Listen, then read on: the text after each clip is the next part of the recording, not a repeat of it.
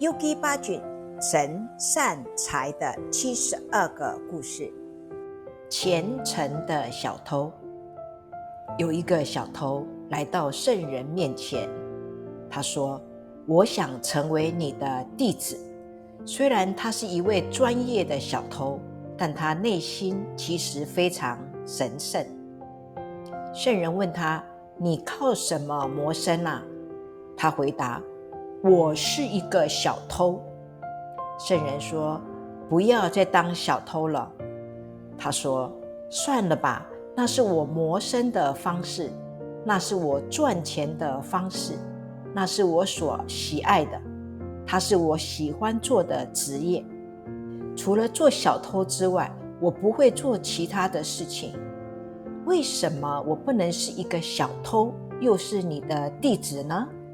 我是一个好小偷，我只偷有钱人的东西，留下一些我认为自己所应该拥有的，然后我尽力帮助很多人。所以我有一个请求，我想做小偷，也想做你的弟子。圣人说：你既然提出了要求，我也有几个条件。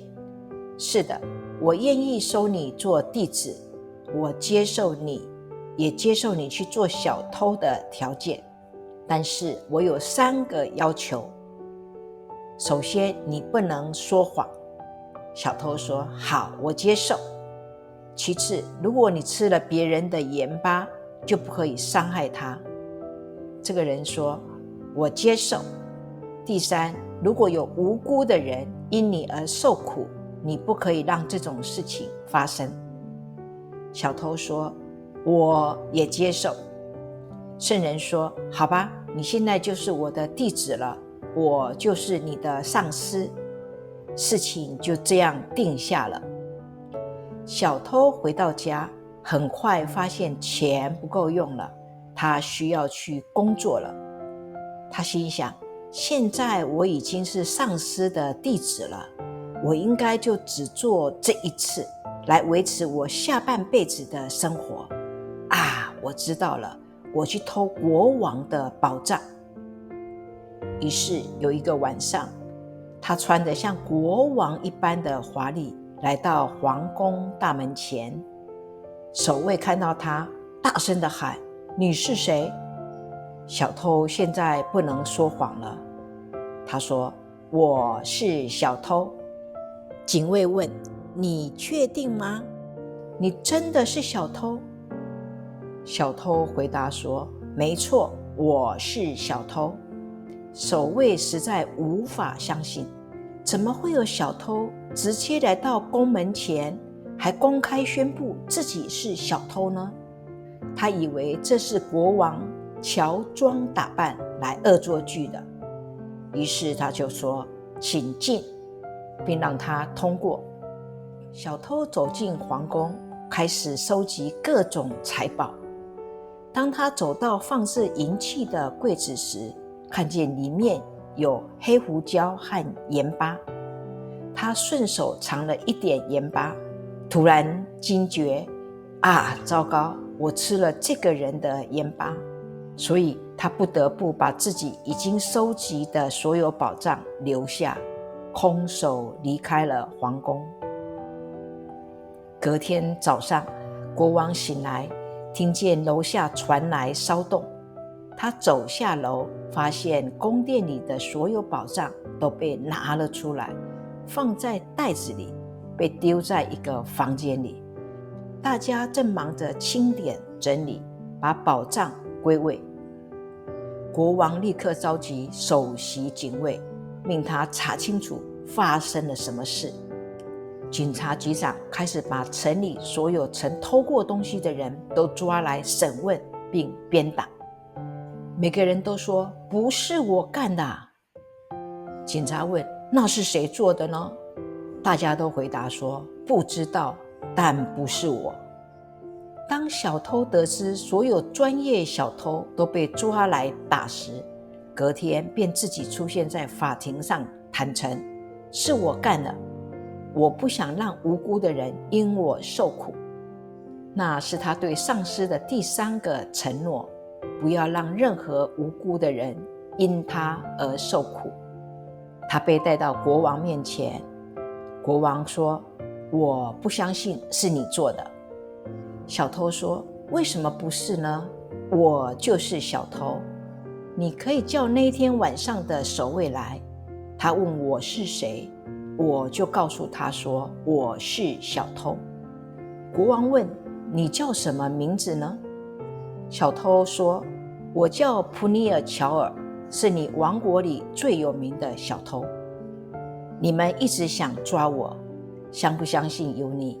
我那晚收集了你宫里的所有财宝，但我尝了你的盐巴，便不得不放弃一切离开。而且现在还有那么多无辜的人因为我被殴打，我不能坐视不管啊。国王问：你为什么要这么做呢？普尼尔说：我遇见了我的上司，我想成为他的弟子，但我有个条件，就是我仍然要做小偷。这是一种坏方式的学习，但我坚持这个条件。我对上司说：我是一个小偷，我想继续当小偷，我没办法改变。上司说：好吧，我接受你这个做小偷的弟子，但你要遵守3件事。第一，不能说谎；第二，吃了谁的盐巴就不能伤害他；第三，不能让无辜的人因你而受苦。我需要钱，又是个小偷，所以我想偷国王的东西，来让我下半辈子不用再偷了。